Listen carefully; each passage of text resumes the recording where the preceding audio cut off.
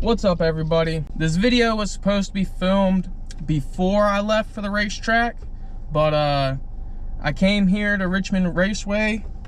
Napa hooked me up with pit passes, and I'm gonna see how much they're gonna let me film. But the manager of the race teams that I'm gonna be hanging out with said that it's perfectly fine that I bring a camera.